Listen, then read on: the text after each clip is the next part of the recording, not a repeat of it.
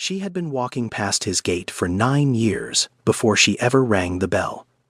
Not for charity, never for help. Just 2 miles in snow that was 14 degrees Fahrenheit on a Saturday morning at 6:42, with a golden retriever on a leash she had pieced together from her son's old shoelaces and a coat too thin for the weather. He opened the door, saw the dog, then saw her hands. He offered her a ride home. She said, "I'll walk." Darius Obadiah Bellamy watched her until the snow took her shape. The parking lot behind the Highmark building on East Carson Street was empty at 6:42 on a Saturday morning. The lot lights were still on. The sky was the color of stripped pine. The snow had been falling for 2 hours. Jasmine Renee Whitfield came out of the service entrance carrying a yellow Aramark bag with her work shoes inside. She had finished the third building of the night at 6:30. She had been on her feet since 10:45 the previous evening. The cold hit her at the door, and she pulled her coat closed and started across the lot toward the bus stop on 17th. She saw the dog before she saw the leash. He was sitting beside the dumpster on the back side of the lot, not lying down, sitting, upright, holding his weight off his left front leg the way an older dog does when the joint has given up on him. The fur on his neck was wet and matted. A patch above his right shoulder was missing entirely. Underneath the patch, the skin was pink and old. He was a golden retriever. He looked at her without surprise. She stopped walking. 3 things happened in her head in the next 4 seconds. She noted that he was wearing a collar. She noted that he was not lost the way a stray is lost. He was lost the way someone's animal is lost. And she noted that no one was looking for him in this parking lot at 6:42 in the morning and 14 degrees. She crossed the lot. The dog did not move until she was close enough to touch him. Then he stood up.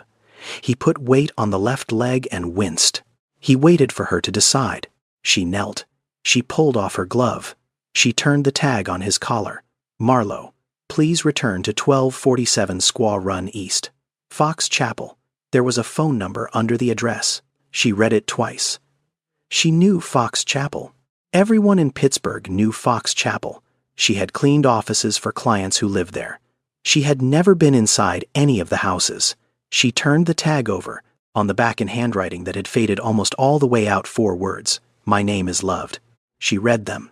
She did not understand why her throat closed. She read them again. She pulled her phone out of her coat pocket. The screen was dark. She pressed the button. A message came up. No service. Add funds.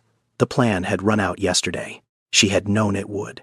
She had known it on Thursday when she chose between adding minutes and buying Malik's prescription refill. She had chosen the prescription. She would choose it again. She put the phone back in her pocket. She did not call him. She did not have a way to call him. She looked at the dog. The dog looked at her. She unwound the work shoe strap from her bag and threaded it through his collar. She tied it. She tested it. It held. The bus stop on 17th was a 1/4 mile in one direction. 1247 Squaw Run East was 2 miles in the other. Jasmine Renee Whitfield was 31 years old. She had not been driven anywhere in 5 years. She turned away from the bus stop and started walking north. The wind was at her back. It was the only mercy. 2¼ miles north of the parking lot, in a house on Squaw Run East, Darius Obadiah Bellamy was sitting at his kitchen table. He was 49 years old. He had founded Bellamy Vertical Partners in 2007 in a 1-room office above a hardware store on Liberty Avenue. The firm now held a portfolio of mixed-use developments across 6 cities. Forbes had run a profile on him in 2021 with the headline that he had not chosen and did not like. He had not given an interview since. That morning he had come downstairs at 6:12 and seen that the back door was open. Not broken, not forced, open. The kind of open that happens when someone has pulled a door closed without quite latching it, and then the wind has done the rest. He stood in the doorway for a moment. The cold came through the kitchen. He looked at the floor. He looked at the empty space beside the kitchen island, where the dog bed had been for 9 years, and was still. He walked to the bed. The blanket was folded back. He touched the blanket. It was cold. He went outside. He stood on the back patio in his slippers and called the dog's name once. He did not call it loud. He did not call it twice. Then he came back inside, closed the door and sat down at the kitchen table. He did not call the police. He did not call his assistant.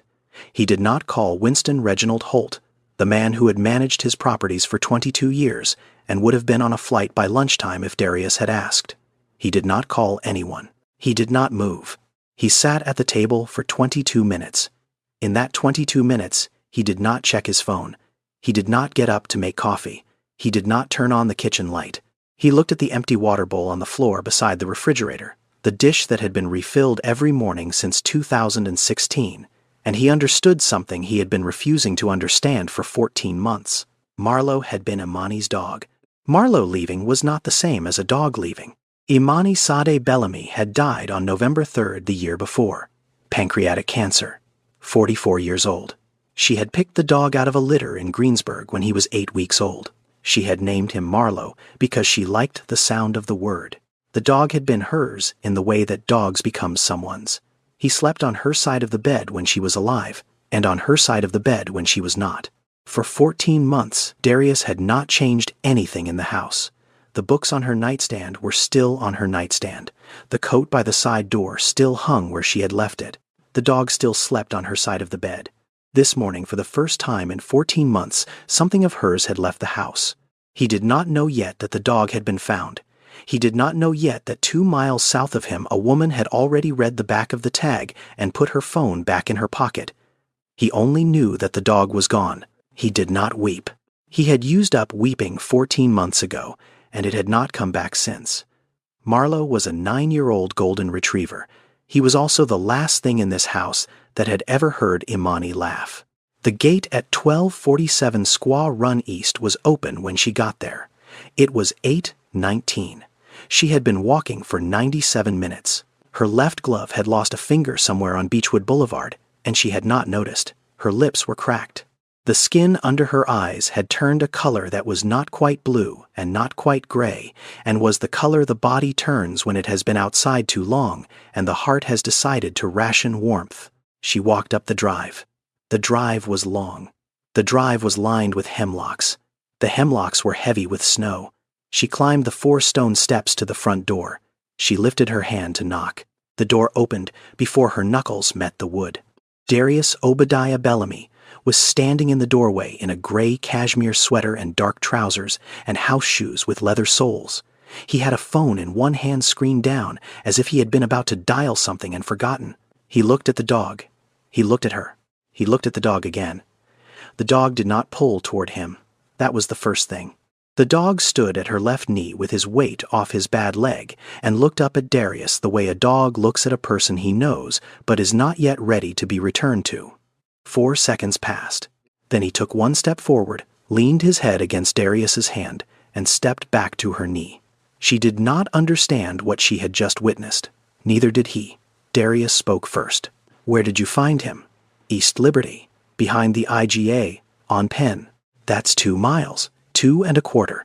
He looked at her again. The coat, the hands, the strap from a work shoe knotted through the dog's collar, the bag with the Aramark logo.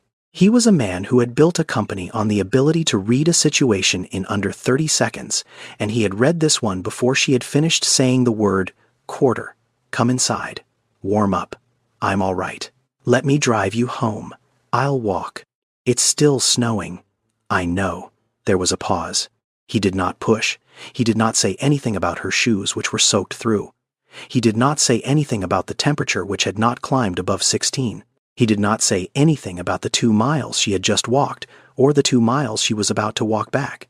He did not say anything about her glove, the missing finger, the bare red knuckle inside it. He had seen all of it. He bent down.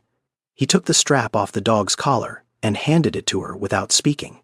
She put it back in her bag. "Thank you for bringing him back. He was on the ground." That was all she said. She did not say she had walked 2 1/4 miles in 14-degree snow for a stranger's dog. She did not say her phone was out of minutes. She did not say she had a son in a hospital bed 3 miles south of here who would not be discharged until somebody in an office somewhere approved a bill she could not pay. She did not say any of it. She turned. She walked back down the 4 stone steps.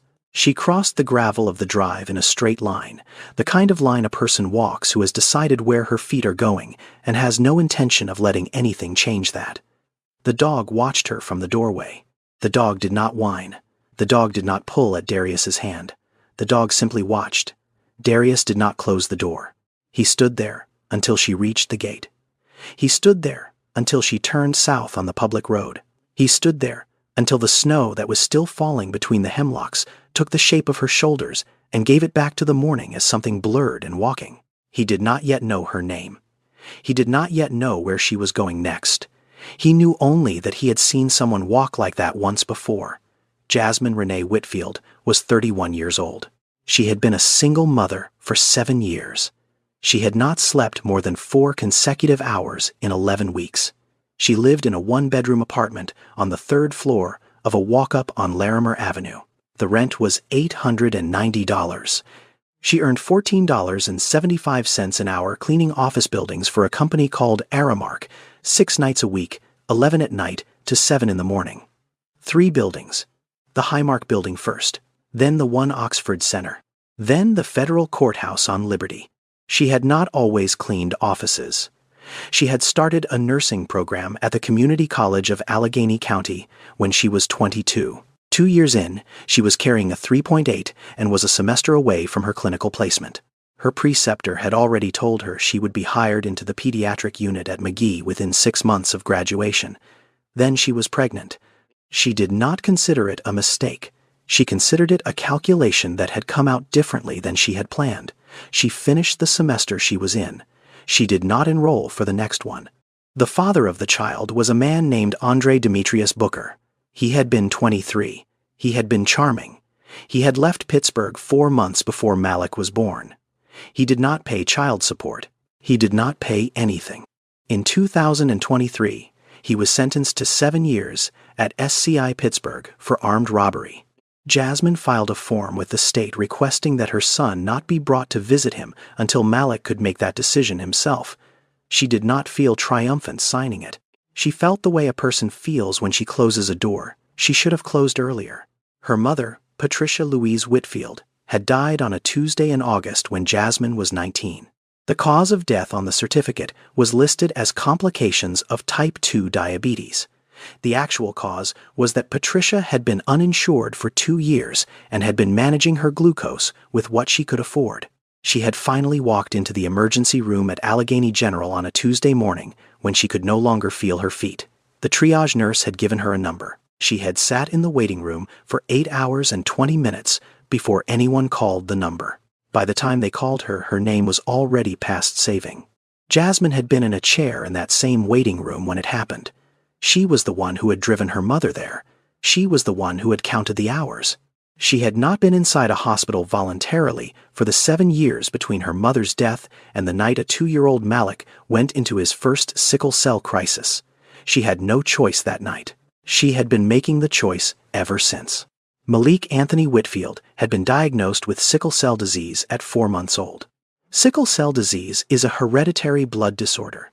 It affects roughly 1 in every 365 black births in the United States. The red blood cells, which in a healthy body are round and flexible, in a sickle cell body are crescent-shaped and rigid. They get stuck in capillaries. They block blood flow. They cause a vaso-occlusive crisis. Mothers call it a pain crisis. That is the part the children feel. A single crisis can cost between $25,000 and $50,000 to treat, depending on length of stay and complications. Malik had been hospitalized 4 times in the past year. Jasmine had learned the vocabulary of insurance, copay, formulary, prior authorization, out-of-network exception. She knew the names of the drugs Malik took the way other mothers knew the names of cartoon characters. Hydroxyurea, folic acid, penicillin V, potassium twice a day until age 5. She knew which pharmacy charged what for the same prescription. She knew the difference between a refill that required a doctor's signature and one that did not. She had become an expert in a discipline she had not asked to study. She was not a victim. She did not think of herself as one and would have been offended if anyone else had. She was a woman running a life with the precision of someone who could not afford to miscalculate. She was 31 years old. She had not slept more than 4 consecutive hours in 11 weeks. The math on most days was unforgiving. 5 years ago, when Malik was 2 years old, he went into his first crisis at 3 in the morning. She had known something was coming for 2 days. He had been listless. He had refused his bottle. He had pressed his palms against his shins, the way children with sickle cell press against the places where the pain has started to settle in. She had already given him acetaminophen. She had called the on-call nurse line. She had been told to bring him in if his temperature went above 100.4, or if the pain got worse. At 3:12 in the morning, his temperature was 102.8. She did not have anyone to call. Her mother was 4 years dead. Andre Demetrius Booker was somewhere she did not know and would not have answered if she had. She had a neighbor across the hall who worked a night shift at a Sheetz on the East Carson side. The bus did not run on her street at 3 in the morning. The closest cab company had stopped answering at midnight. She had a 2003 Toyota Corolla in the alley behind the building. She wrapped Malik in a blanket and buckled him into the rear-facing car seat and got behind the wheel and turned the key. What happened next, she remembers in pieces. She remembers the windshield wipers. She remembers a streetlight on Stanton that was out. She remembers that she was crying without knowing she was crying because there was no sound coming out of her, only water down her face onto the steering wheel. She remembers checking the mirror at every stoplight to see if he was still breathing. She remembers that he was. She remembers the next light. She remembers the next. At the corner of Penn Avenue and Negley, the light was red. She did not see it. The Chevrolet Suburban, coming through the green from the other direction, was driven by a man named Stephen Lucas Garrity, who worked overnight at the post office on the south side and was on his way home. He was sober. He was alert. He was doing 38 in a 35, and he was watching his green light, and there was nothing for him to do about the small sedan that crossed his path at 60 miles an hour at 3:26 in the morning, except hit it. The Suburban hit the rear passenger side. Malik's forehead struck the metal frame of the car seat. 14 stitches. A scar that runs from the outer edge of his right eyebrow up into his hairline, and his doctors have told her going to fade, but never quite disappear. He lost partial peripheral vision in his left eye, the kind of loss the average person does not notice, and the affected child compensates for without ever knowing he is doing it. He did not lose the eye. He did not lose his life. She was not charged. The officer at the scene determined that the medical emergency constituted exigent circumstances. Stephen Lucas Garrity, when interviewed at the hospital, said the woman driving the other car had been crying and was holding her son and looked at him with an expression he was not going to forget. She had not almost killed her son with sickle cell that night. She had almost killed her son with panic. That distinction was the one she could not move past. She sold the Corolla in March of that year. She did not replace it. She started walking. She made a rule and gave it the kind of name a rule gets when you have lived inside it long enough that it does not need explaining. The rule of foot. Under 4 miles, she walked. In an emergency, she walked. When her mind was not choosing her speed, her feet were going to choose it for her. She has not driven since. Panic, she had learned, is not a feeling. It is a decision the body makes when the mind stops choosing. By 2021, the rule of foot had become its own quiet discipline. She walked Malik to Lincoln Elementary on Larimer at 7:45 every weekday, 42 minutes from the apartment by the bridge over the rail yards. He liked the bridge. He liked counting freight cars. He counted them out loud to her, and she counted them with him. And the rhythm of the counting and the rhythm of the walking became the same rhythm. And that was the rhythm of his childhood. She walked him to Dr. Olamide Adeyemi's office at UPMC Children's on Penn Avenue for every hematology appointment. 2 1/10 miles from the apartment. 88 minutes if the wind was at her back. 94 if it was not. She walked him to the pharmacy on Highland for every refill. She walked him to the library on East Carson for Saturday story hour when he was well enough to go. She walked alone to her own clinic visits to the food bank on Negley when the month ran short to the bus stop. When she had to take the longer route to the second job, she picked up some months at a laundromat on Bryant Street. She knew the streets the way some women know their own children's faces. She knew the corner of Penn and Fairmount where the light gave you 22 seconds to cross if you started on the white hand and 12 if you started on the orange. She knew the bodega on East Liberty Boulevard that opened at 5:45 15 minutes earlier than its sign said because the owner's daughter had Crohn's disease, and he understood what it was to need something before the day had officially started. She knew which block of Highland Park Bridge iced over first in November, and which block did not ice until December, and which never iced at all because of the way the sun caught the railing in the early morning. She knew her city in the language her city did not speak about itself. Malik knew the rule. He had never asked why his mother walked. He had grown up inside the walking the way some children grow up inside a religion, and like a child inside a religion, he did not need it explained. He needed it consistent. It was. When he was 6, his first-grade teacher had given the class a workbook page that asked them to draw something true about their family. Malik had drawn 2 stick figures with their feet on the ground, and a sun and a sidewalk that went off the edge of the page. Underneath in pencil he had written one sentence. "My mom and I walk because it makes us stronger." Jasmine had taped that page to the inside of her closet door. She looked at it some mornings before her shift, when the apartment was dark and the radiator was knocking and Malik was asleep on the pull-out in the living room and she was trying to find a reason to put her shoes on. She had not built a life. She had built a route through one. In a city built on hills, she had become an expert on the slow approach.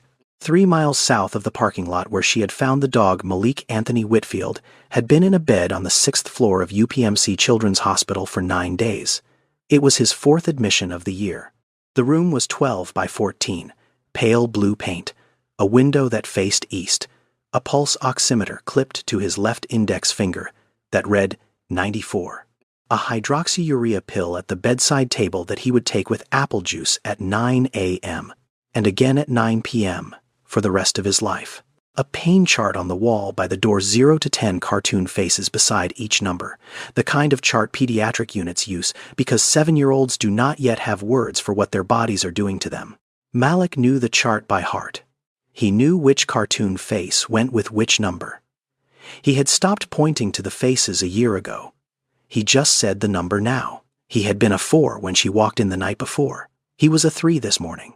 That was the direction they wanted. The hydroxyurea was working. The transfusions had held. The fever had come down on the 3rd day and had not come back. He was in the language of the unit stable and trending toward discharge. His mother knew the language of the unit better than she knew most of the people in her own neighborhood. Sickle cell disease was a discipline she had not chosen and had no choice but to master. She knew that the red blood cells in her son's body did not float and bend the way hers did. She had seen them on a microscope slide once at the Forbes Avenue clinic. She had looked through the eyepiece at the crescent-shaped cells, the rigid ones, the ones that crowded together and got stuck in the small places. She had understood that her son's body was at war with itself in a language nobody had translated for him yet. She knew that 100,000 Americans lived with the disease. She knew that 90% of them were black. She knew that the median life expectancy for sickle cell patients in the United States was somewhere between 52 and 58 years old. She had done that math the first week. She had done it every year since. She was 31. Her son, if the average held, would live to the age she was now and a little further. That was the calculation she carried into every Tuesday and out of every Friday and laid down on the kitchen counter every night before she put her shoes on for her shift. Tamara Lachey Green had been Malik's nurse for the full 9 days. She was 43 years old. She had been at Children's for 16 years. She had a son of her own at Penn State and a daughter in medical school in Cleveland. She did not talk about her own children to Jasmine. She did not talk about most things to Jasmine. She did the work, and the work was the conversation, and the conversation was complete. Reverend Cordell Eugene Hayes came by the room every morning at 6:55. He was the hospital's chaplain. He was 61. He had been an electrician for 30 years before he had become a chaplain. He sat in a plastic chair beside the bed, the way a man sits who has spent his life around things that hum and ache and occasionally need attention. He did not pray unless asked. He had asked Jasmine once on the 2nd day. She had said no thank you. He had not asked again. He just sat. That was the way she preferred it. Malik was scheduled for discharge in 48 hours. If the billing department did not deny the claim again, The current bill was $87,432. Medicaid had agreed to cover 73%. The remainder was $23,606.55. She had read that number 11 times that morning. Each time the number was the same. She had $403.18 in her checking account. She did the math out of habit. She had stopped expecting it to add up. In a house on Squaw Run East, Darius Obadiah Bellamy was sitting in the upstairs office that had been his wife's for 16 years and his alone for 14 months. Imani Sadeh Bellamy was a pancreatic cancer death at 44. She had been a child advocacy attorney for the Allegheny County Office of Children, Youth, and Families for 16 years. She had also, in the last decade of her life, been a Saturday morning volunteer at the UPMC Sickle Cell Clinic on Forbes Avenue. Every Saturday, 8 a.m. to noon, for 9 years. She had walked parents through the paperwork they needed to access the assistance programs nobody had told them existed. She had done it without pay, and without telling most people in her own social circle that she was doing it at all. She had met Darius at 30. He had been 35. He had walked into a fundraiser at the Phipps Conservatory on a Thursday in October because his accountant had told him he should go. Imani had been seated at the table next to his.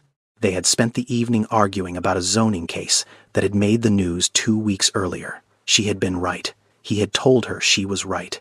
That was in his memory the moment that mattered. They were married 11 months later. They had not been able to have children. They had tried for 4 years.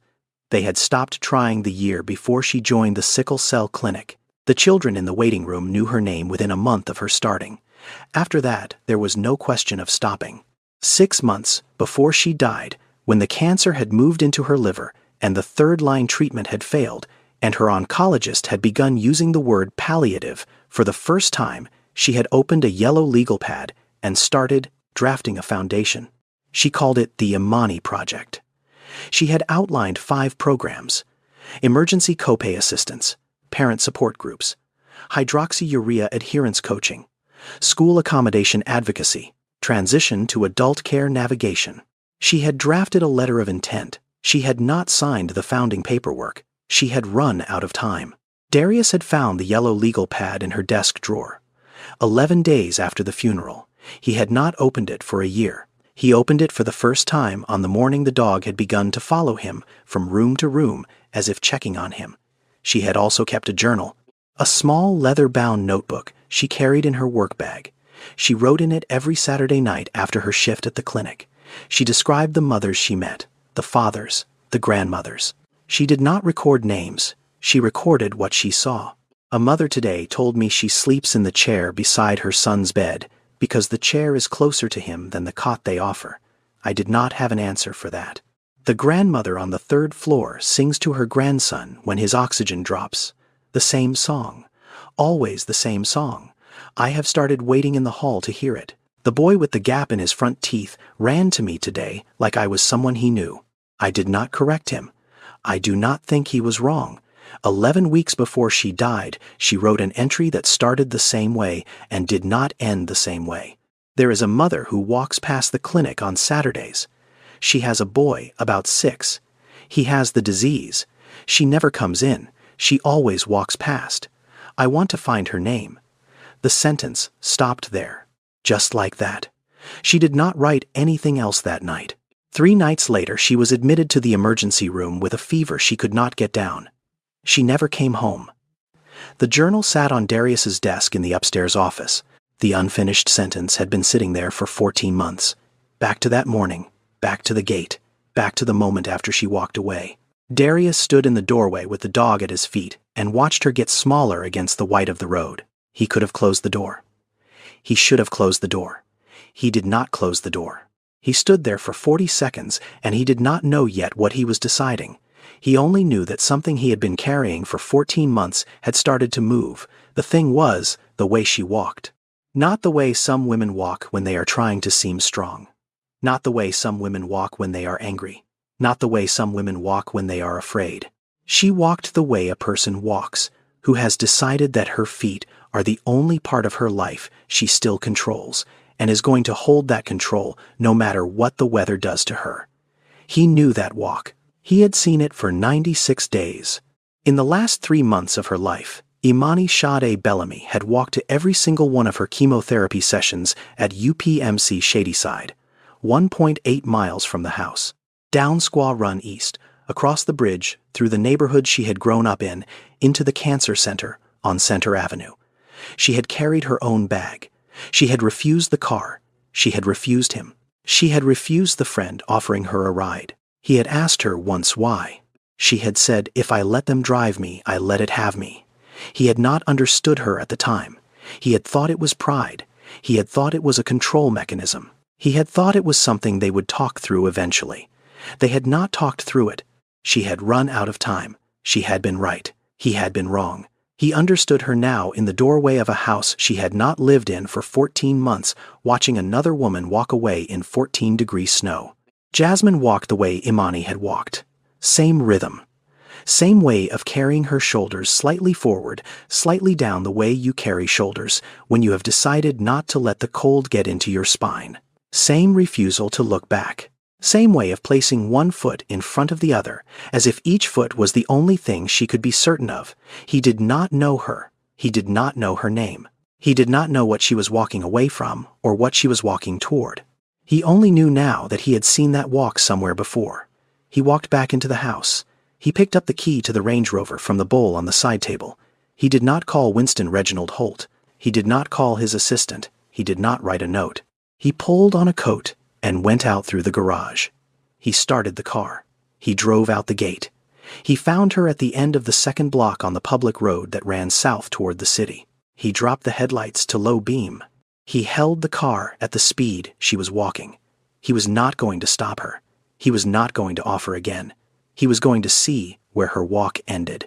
Imani had walked because she refused to let dying choose her speed. Jasmine, he suspected, was walking for a similar reason. He wanted to know what it was. She turned right out of the gate, onto the public road, and started south. He stayed back. He had expected her to keep going down Beechwood, the route she had walked up, the route that would have taken her in the most direct line back to East Liberty, and the bus stop on 17th where this morning had probably begun. He had a map of Pittsburgh in his head from 20 years of commercial real estate. He knew every back road and shortcut between Fox Chapel and downtown. He knew what the fastest way home would be for a woman walking on foot in 14-degree snow. She did not take it. At the bottom of Beechwood, where the road met Bayard, she did not continue south. She turned left. Left was the wrong direction for East Liberty. Left was Oakland. Left was the hospital district. Left was UPMC, McGee Children's, the entire medical complex that sprawled along 5th and Forbes, and that anyone who had spent any time in Pittsburgh associated with the worst day of someone they loved. He did not understand the turn at first. He understood it 5 seconds later. She was not going home. She was going somewhere specific. He let her keep her lead. He kept the Range Rover at 15 miles an hour, the slowest the speedometer would register without falling into the next category of measurement, and he held the gap at 70 meters, and he did not catch up. The snow was falling thicker now. She did not cover her head. He could see her dark hair beginning to whiten along the part. She did not pull her collar up. She did not put her hands inside her coat. She walked the way she had been walking when she left his house. The snow did not change that. She did not speed up. She did not slow down. Inside the car, the seatbelt was loose across his lap. He had not buckled it properly when he got in. He had not turned on the radio. He had not turned on the heater past the lowest setting, because if the windows fogged, he would lose her. He drove, and he thought about Imani. He thought about a morning in March 11 months earlier, when he had stood at the window of the house and watched her cross the Birmingham Bridge on foot, dragging the small wheeled bag that held the things she took to chemotherapy. The clear water bottle, the cardigan she could not sit through a transfusion without, the book she pretended to read and never actually finished. She had crossed that bridge in the same kind of weather as this. She had not looked back either.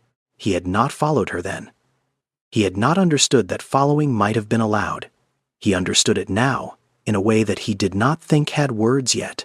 At the corner of Bayard and Craig, a black Chevrolet pickup truck that had been waiting at the light turned right, without coming to a full stop. The truck did not see her. She was at the curb. She was about to step into the crosswalk. He hit the horn. He hit it once. Hard.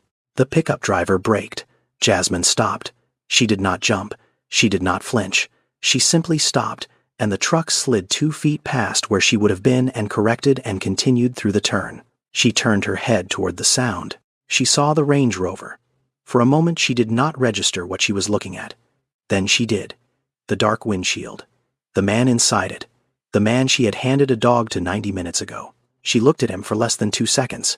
She did not wave. She did not nod. She did not signal anything that could be interpreted as gratitude or alarm or surprise. She did not change her face. She did not change her body. She turned forward. She kept walking. He stayed back. He stayed at the speed she had set. He did not pull alongside. He did not roll the window down. He did not call out to her. He had seen her see him. That was enough. She had seen him. He had been seen. The contract between them, whatever it was, had been signed in a look that lasted less than 2 seconds. She had known about the car since the 3rd block. She did not turn. She did not slow. She did not allow herself to think of the man in the car, except as a fact in the periphery, the way you do not think of the weather while you are walking through it, but you are still aware of every degree of it on your skin. She knew it was him. She did not need to look. She had heard the gate close behind her. She had counted the seconds the way she counted everything. She had heard a garage door open 70 meters back. She had heard the soft, deliberate engine of a vehicle that was not in a hurry. A vehicle that was matching her pace was a vehicle that was paying attention to her pace. She knew what that was. She also knew what it was not. It was not a kidnapping. It was not a robbery. The man behind the wheel had let her hold his dog at his front door and had not pressed for anything, not even a name. A man who would not press for a name at his own door was not a man who was going to press for one from behind a windshield in a snowstorm. She let the car stay where it was. She walked. She thought about Malik. She counted her steps. She had walked enough miles in her life to know that 100 steps was about a minute depending on stride, and she counted in hundreds. Every 100 steps, she said the same thing in her head. He is going to come home. He is going to come home. He is going to come home. She did not say it out loud. She had stopped saying it out loud the 2nd year. Out loud felt like superstition. In her head felt like physics. She thought about the tag on the dog's collar. She did not know why the words on the back of that tag had made her chest close up the way it had. My name is loved. Just 4 words. She did not know whose handwriting that was. She did not know what death or what life or what kind of woman had carried that pen and pressed it that hard. She did not know what it meant that those words had come into her possession this morning of all mornings. She kept walking. At the corner of Bayard and Craig, a horn sounded behind her at the exact moment a black truck cut into the crosswalk where she had been about to step. She stopped. She knew the horn before she turned. She had heard the engine on every block for the last 15 minutes. She knew the throat that horn had come from. She turned her head. She looked at the Range Rover. She looked at the man in it. Her body did not understand what she was looking at. Her body was tired and cold. Her body wanted in that second to walk over to that car and open the passenger door and sit down and let someone else do the deciding for the rest of the day. Her mind did not let her body do that, because her mind knew something her body kept forgetting. Help offered to someone who is barely standing is not help. It is permission to fall. She did not need permission to fall. She needed her son to live to his 8th birthday. She turned forward and kept walking. She crossed Forbes Avenue at the crosswalk in front of UPMC Children's Hospital at 9:42.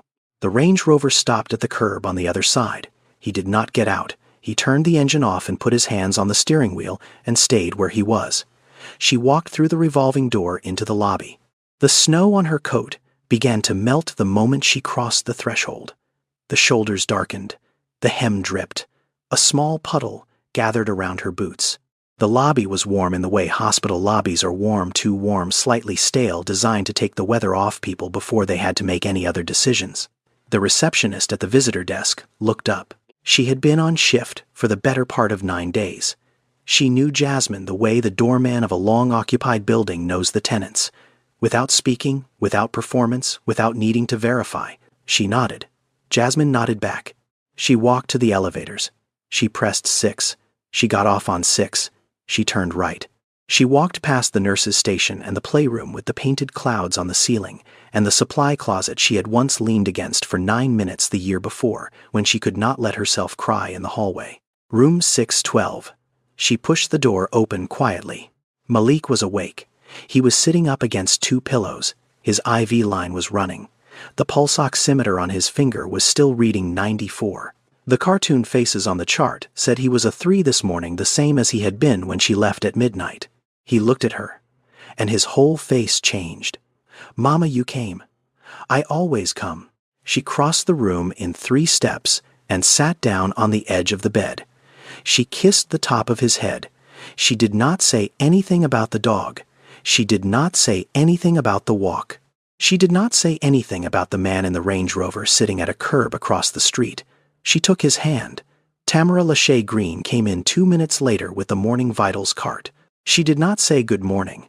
She looked at Malik. She looked at Jasmine. She said only what she had come to say. Financial office called up. "They want to see you." Jasmine stood. She squeezed Malik's hand and told him she would be right back.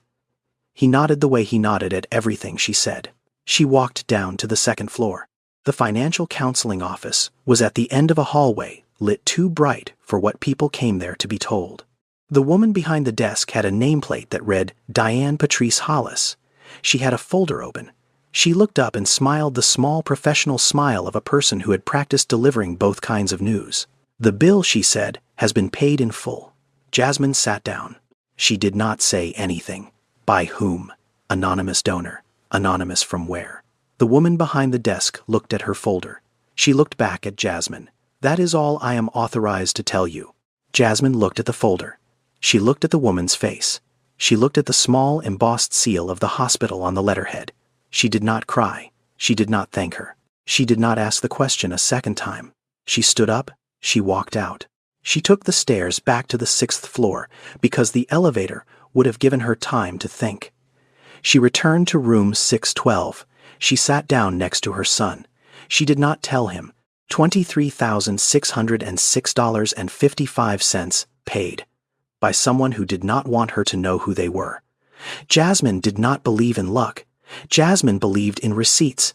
He sat in the Range Rover with the engine off and the snow accumulating on the windshield, and he did not move for 9 minutes. Then he picked up the phone. He called Winston Reginald Holt. Winston was 67 years old. He had been Darius's property manager, personal assistant, fixer, executor, and friend for 22 years. He had answered the phone at 6 in the morning, at 2 in the afternoon, and at 11 at night, in 3 different decades and 4 different time zones, and he had never once asked Darius what the call was about before Darius told him. Darius told him now. "I need you to call UPMC Children's Billing." Winston did not say anything for 2 seconds. Then he said, "All right, what am I looking for?" "I need a list of every unpaid pediatric admission in the last 2 weeks under a patient named Malik, under the age of 10. Sickle cell, how urgent, today." 23 minutes later, Winston called back. He had 3 records, 3 children, 3 boys named Malik, admitted to the 6th floor at UPMC Children's in the past 14 days for sickle cell complications, all under the age of 10, all with outstanding balances after Medicaid had paid its share. Darius did not ask which one had a mother who walked in 14-degree snow. Pay all 3. Winston paused. All 3. All 3. Wire transfer. Individual account, not corporate. Do not run it through the foundation. Do not run it through the firm. Personal money. No tax deduction. Anonymous donor. Hospital is not authorized to disclose the source under any condition. Confidentiality protocols. Full. The mothers do not get a name. Not now. Not ever unless I say otherwise. What's the total? $187,412.16. Expedite it. It will be cleared by close of business. He hung up. He put the phone on the passenger seat. He looked at the front entrance of the hospital across Forbes Avenue. She did not come out. He sat there for another 17 minutes, and she did not come out. He had known she would not come out.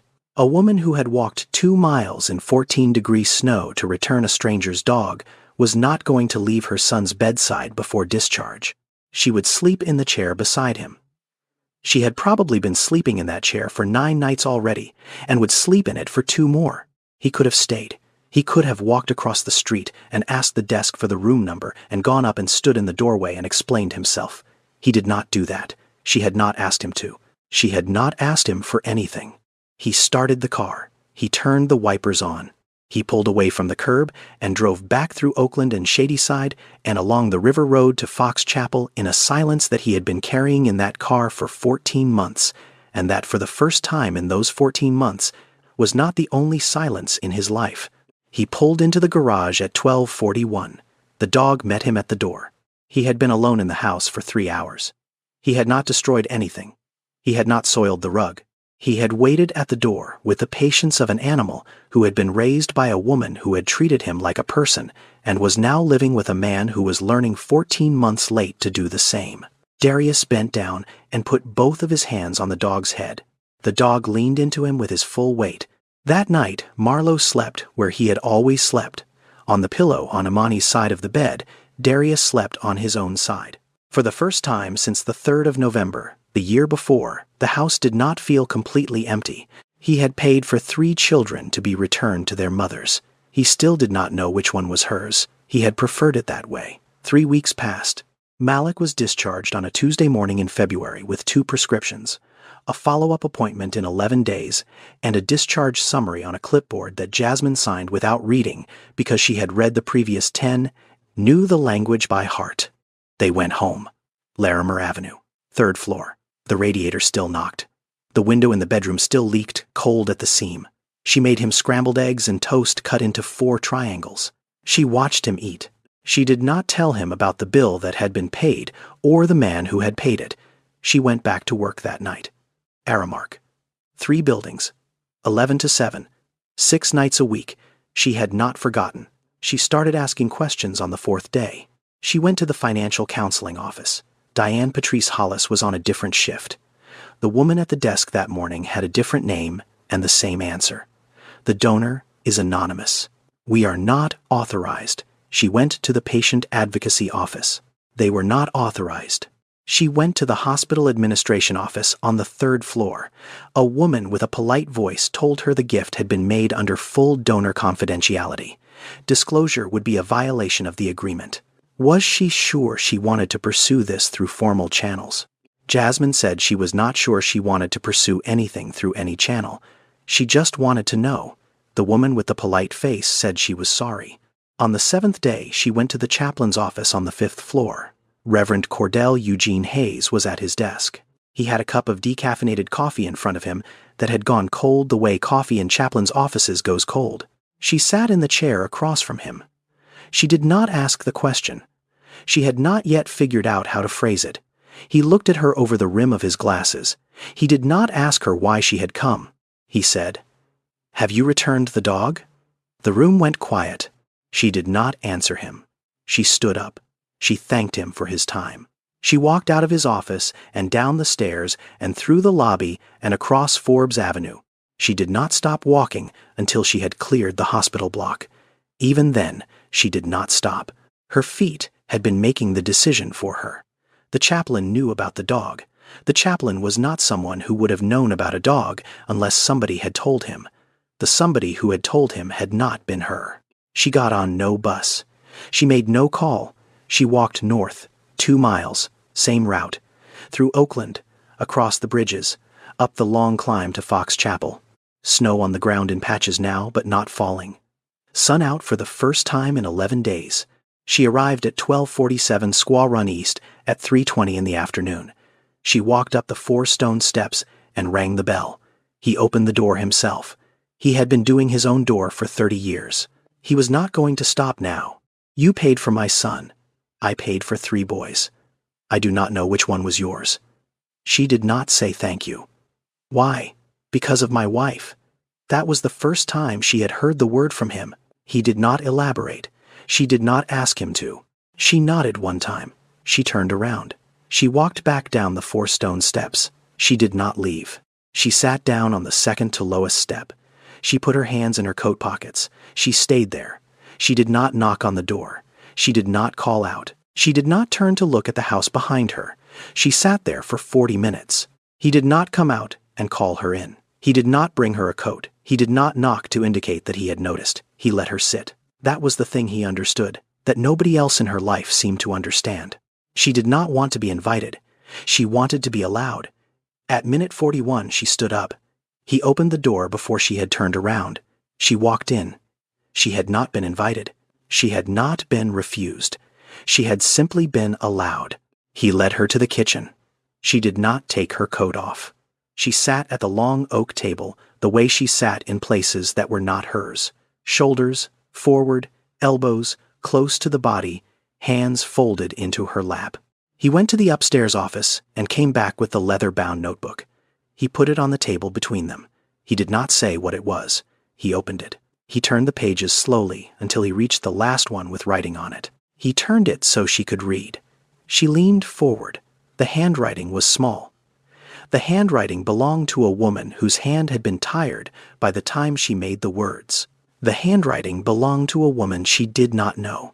She read, "There is a mother who walks past the clinic on Saturdays. She has a boy about 6. He has the disease. She never comes in. She always walks past. I want to find her name." The sentence ended. She read it again. She did not look up from the page. She said, "I walked past that clinic for 9 years. He did not interrupt." She said Malik was diagnosed at 4 months. "I walked him past that clinic the first time when he was a baby in a stroller, and after that on my hip, and after that by the hand. Forbes Avenue. The clinic with the green awning. I walked past it every Saturday on the way to the laundromat on Bouquet." She stopped. She said, "I did not go in." She said, "I did not have the insurance to go in. The clinic was free if you qualified, but if you did not qualify, the bills could come for years afterward.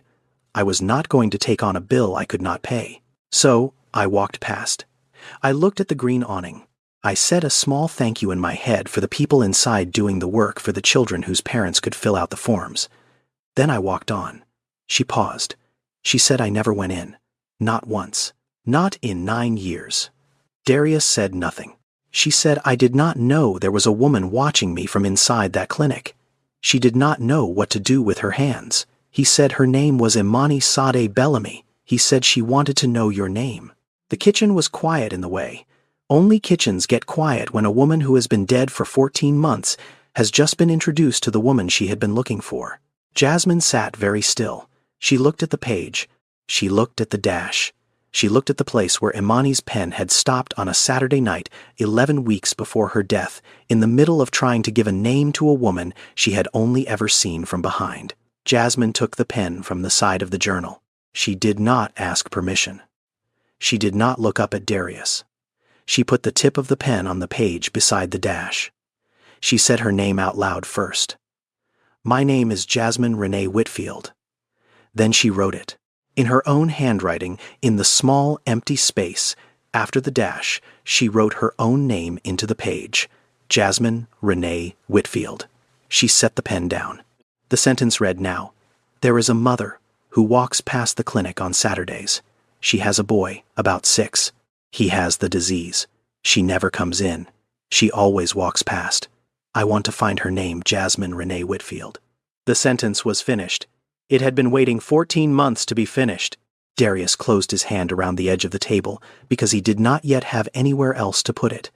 Jasmine put her hand flat on the page. She did not cry. She had used up crying years ago between Penn and Negley and the 8th hour of a waiting room when she was 19. She just held her hand on the page.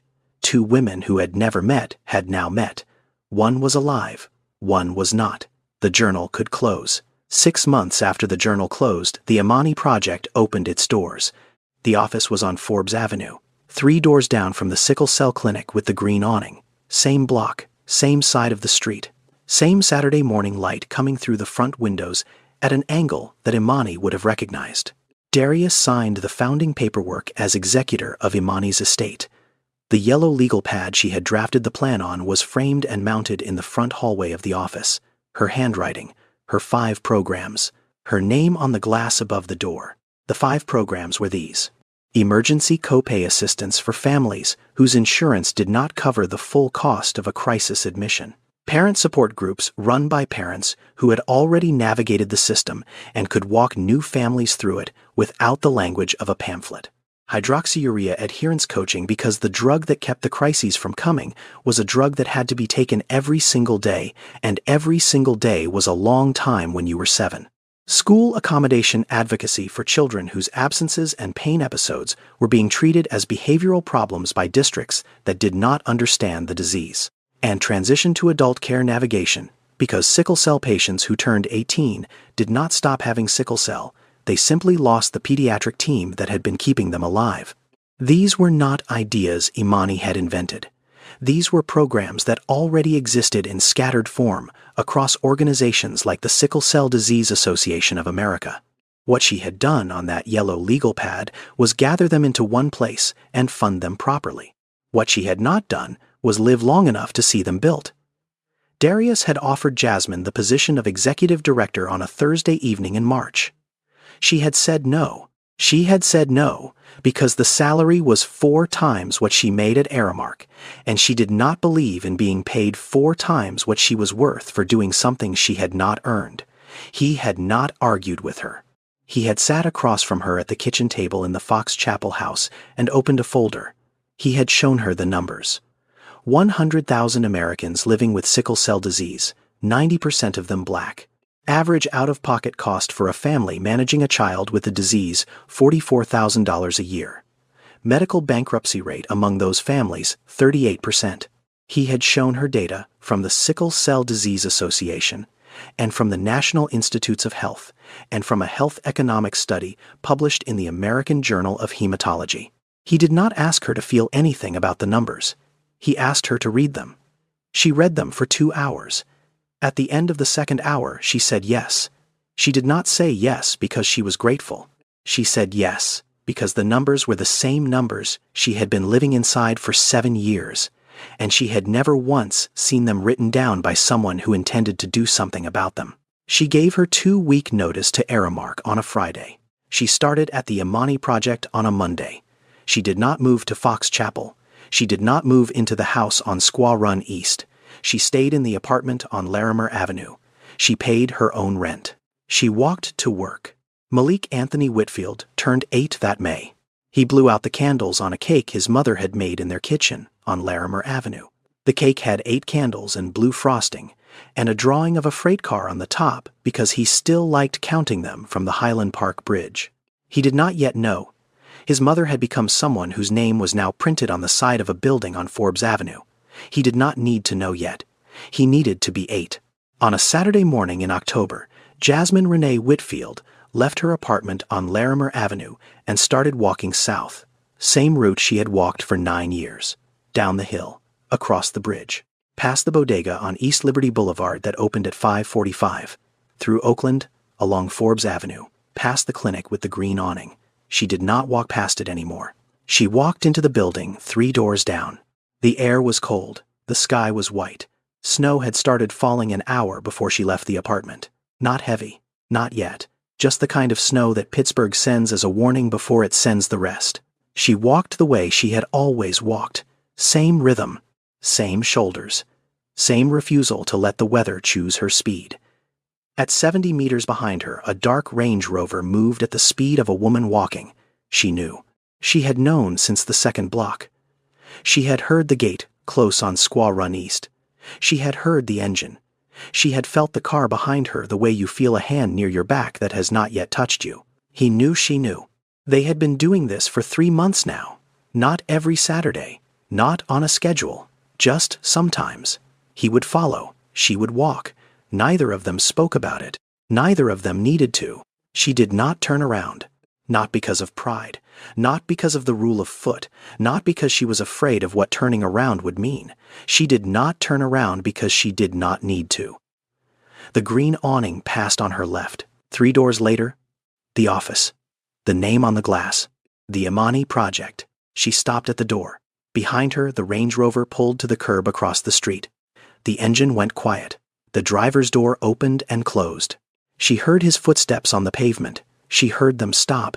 He did not approach the door before her. He did not reach for the handle. He stood on the sidewalk and waited. She turned. He was standing 6 feet away. Gray coat. The dog was not with him. Marlo was in the back seat of the car, chin resting on the window ledge, watching them both with the calm patience of an animal who had outlived the person who named him and had decided that watching was enough. "I'll walk," she said. It was the 4th time she had said those words to him.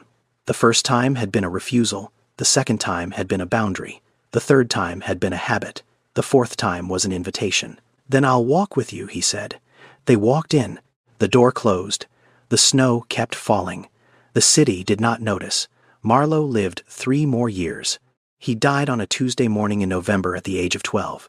He died on the pillow on Imani's side of the bed. His name tag still read, "My name is loved." I want to step outside the story for a moment. This story is fiction. Darius Obadiah Bellamy is not a real person. Jasmine Renee Whitfield is not a real person. Malik Anthony Whitfield is not a real person. The house on Squaw Run East does not exist. The Imani Project as described here does not exist. But the numbers are real. 100,000 Americans are living with sickle cell disease right now. 90% of them are black. The average out-of-pocket cost for a family managing a child with this disease is $44,000 a year. 38% of those families will face medical bankruptcy. The median life expectancy for a sickle cell patient in the United States is somewhere between 52 and 58 years old. These numbers come from the National Institutes of Health, the Centers for Disease Control, and the Sickle Cell Disease Association of America. They are not dramatized. They are not rounded for effect. They are what they are. The pattern in this story, a single mother walking miles in weather that should stop her because accepting a ride would mean accepting a kind of help that costs more than it gives, is not invented. That pattern exists in every city in this country. It exists in Pittsburgh, and in Chicago, and in Memphis, and in Houston, and in the town you are sitting in right now. I wrote this story because I wanted to put a name on something that does not usually get one. Not poverty. Poverty has a name. Everyone knows the word. I wanted to name the thing that happens when a person decides quietly, without announcement, that the only dignity left to protect is the dignity of choosing how you move through your own life. Even when that choice looks from the outside like stubbornness, even when it looks like pride, even when it looks like a woman walking 2 miles in the snow to return a dog she could have left in a parking lot. Some people give without being asked. Some people refuse without being explained. The world tends to misread both. Dignity is not what you have left when you have nothing. It is what you choose to keep when accepting help would mean losing yourself. If you know a single parent walking through something silent right now, show up quietly, without making it a performance, without needing them to say thank you, without needing them to explain why they said no the first time. Share this with someone who needs to know that small dignity is not small. And if you want stories that respect the people they are about, subscribe. We will keep telling them. See you on the next walk.